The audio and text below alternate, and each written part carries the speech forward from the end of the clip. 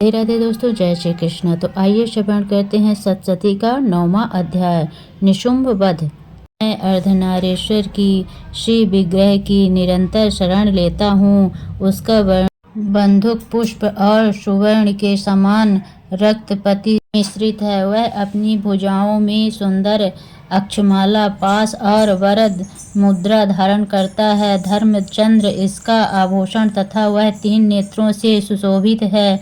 राजा ने कहा, हे ऋषिराज, अपने रक्तबीज के वध से संबंध रखने वाला वृत्तांत मुझे सुनाया। अब मैं रक्तबीज के मरने के पश्चात क्रोध में भरे हुए शुंभ व निशुंभ के जो कर्म किया वह सुनाना चाहता हूँ। महर्षि मेधा ने कहा, रक्तबीज के मारे जाने पर शुंभ और निशुंभ को बड़ा क्रोध आया और वह अपनी बड़ी सेना का इस प्रकार सर्वनाश होते देखकर निशुंभ देवी पर आक्रमण करने के लिए दौड़ा। उसके साथ बहुत से बड़े बड़े असुर देवी को मारने के वास्ते दौड़े और महापराक्रमी शुंभ अपनी सेना सहित चंडिका को मारने के लिए बढ़ा। फिर शुंभ और निशुंभ का देवी से घोर युद्ध होने लगा और वह दोनों असुर इस प्रकार देवी पर बाण फेंकने लगे जैसे मेघों से वर्षा हो रही हो। उन दोनों के चलाए हुए बाणों को देवी ने अपने बाणों से काट डाला और अपने शस्त्रों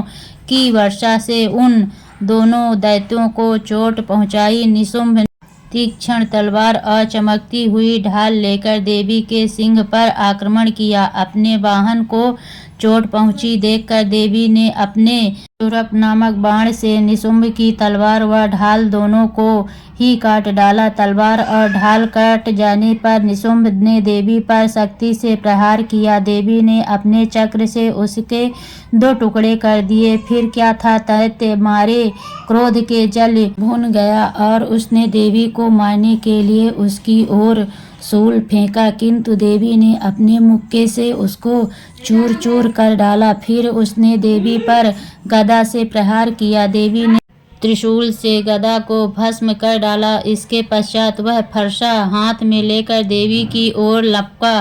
देवी ने अपने तीखे बाणों से उसे धरती पर सुला दिया। अपने पराक्रमी भाई निशुंभ के इस प्रकार से मरने पर शुंभ क्रोध से भरकर देवी को मारने के लिए दौड़ा। वह रथ में बैठा हुआ उत्तम आयुधों से सुशोभित अपनी 8 बड़ी बड़ी भुजाओं से सारे आकाश को ढके हुए था। शुंभ को आते देखकर देवी ने अपनी शंख बजाया और धनुष की टांकों भी अत्यंत दुस्साह शब्द किया। साथ ही अपने घंटे के शब्द से, जो कि संपूर्ण दैत्य सेना के तेज को नष्ट करने वाला था, संपूर्ण दिशाओं में व्याप्त कर दिया। इसके पश्चात देवी के सिंह ने भी अपनी दहाड़ से, जिसे सुन बड़े बड़े बलवानों मंद चूर चूर हो जाता था, आकाश, पृथ्वी और 10 दिशाओं को पूरित कर दिया। फिर आकाश में उछलकर काली ने अपनी दांतों तथा हाथों को पृथ्वी पर फटका। उसके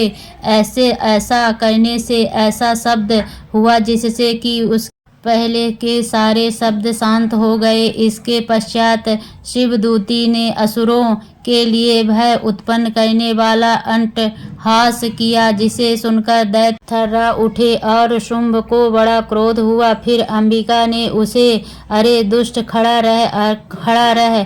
कहाँ तो आकाश से सभी देवता जय हो बोले उठे। शुंभ ने वहां आकर ज्वालाओं से युक्त एक अत्यंत भयंकर शक्ति छोड़ी, जिसे आते देखकर देवी ने अपनी मनोहलिका नामक शक्ति से काट डाला। हे राजन, फिर शुंभ के सिंहनाद से तीनों लोक व्याप्त हो गए और उसकी प्रतिध्वनि से ऐसा घोर शब्द हुआ जिसने इससे पहले के शब्द को जीत लिया। शुंभ के छोड़े बाणों को देवी ने और देवी के छोड़े बाणों को शुंभ ने अपने बाणों से काट सैकड़ों और हजारों टुकड़ों से परिवर्तित कर दिया। इसके पश्चात जब चंडिका ने क्रोध से भर शुंभ को त्रिशूल से मारा तो वह मूर्छित होकर पृथ्वी पर गिर पड़ा। जब उसकी मूर्छा दूर हुई तो वह धनुष लेकर आया और अपने बाणों से उसने देवी, काली तथा सिंह को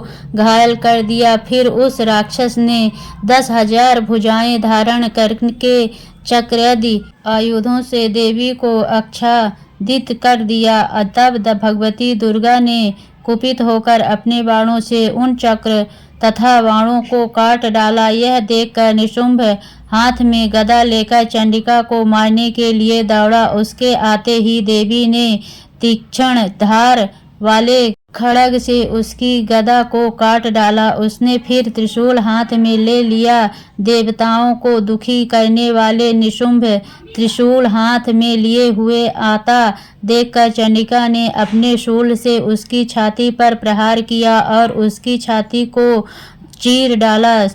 शूल विदीर्ण हो जाने पर उसकी छाती में से एक उस जैसा ही महापराक्रमी दैत्य ठहर जा कहता हुआ निकला। उसको देखकर देवी ने बड़े जोर से ठहाका लगाया। अभी वह निकलने भी न पाया था कि उसका सिर अपनी तलवार से काट डाला। सिर के काटने के साथ ही वह पृथ्वी पर गिर पड़ा। तदंतर सिर दहाड़ दहाड़ कर असुरों का भक्षण करने लगा और काली शिवदूती भी राक्षसों का रक्त पीने लगी। कौमारी की शक्ति से कितने ही महादैत्य नष्ट हो गए। ब्रह्मा जी के कमंडल के जल से कितने ही असुर समाप्त हो गए। कई दैत्य महेश्वरी के त्रिशूल से विदीर्ण होकर पृथ्वी पर गिर पड़े और बारही के प्रहारों से छिन्न भिन्न होकर धराशायी हो गए। वैष्णवी ने भी अपने चक्र से बड़े बड़े महापराक्रमियों का कचमूर निकालकर उन्हें यमलोक भेज दिया और इंद्री से कितने ही महाबली राक्षस टुकड़े टुकड़े हो गए। कई दैत्य मारे गए, कई भाग गए, कितने ही काली शिवदूती और सिंह भक्षण कर लिए। इस प्रकार श्री मार्कंडेय पुराण में सर्वणिक मनवंतर की कथा के अंतर्गत देवी महात्म्य में निशुंभ वध नामक 9वां अध्याय पूरा हुआ।